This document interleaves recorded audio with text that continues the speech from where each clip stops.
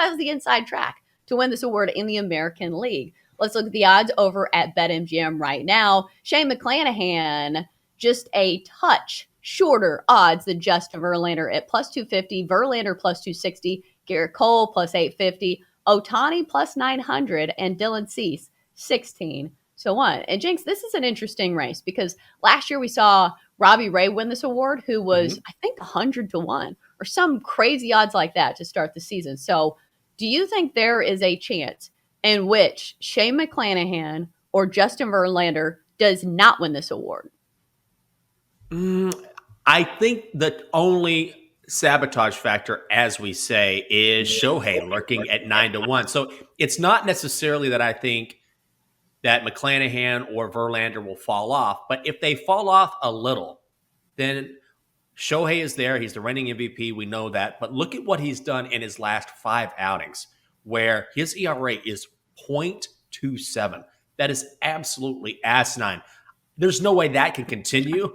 But if he somehow keeps trending and getting better and better and better, and McClanahan and Verlander fall back a little bit, I think there's a chance they could be caught. It's not that I think they're going to fall apart. It's just relative to how someone like Garrett Cole, which I don't believe in as much, or Shohei might perform in the second half of the season.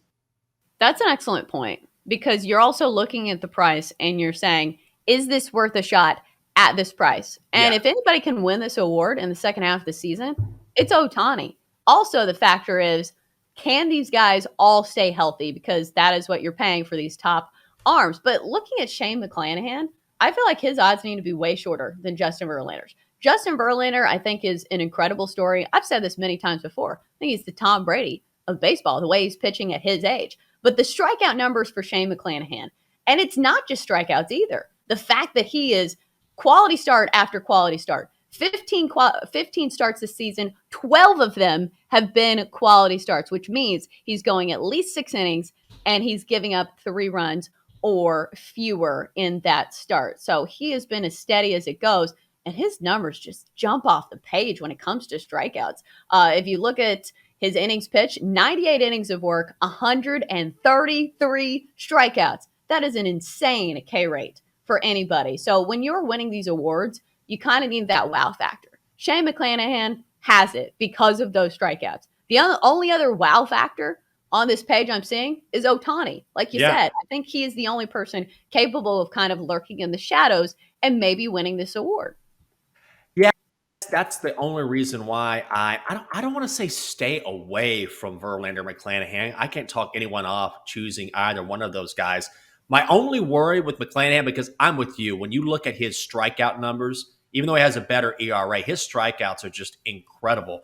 The only thing I worry about with McClanahan is narratives matter. They matter in voting. They matter across sports.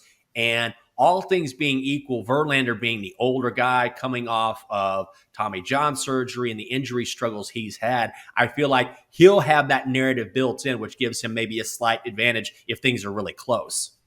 Yeah, let's look at strikeout numbers. Honestly, I don't think he has the numbers right now to justify it. He has 98 compared to 133 for McClanahan.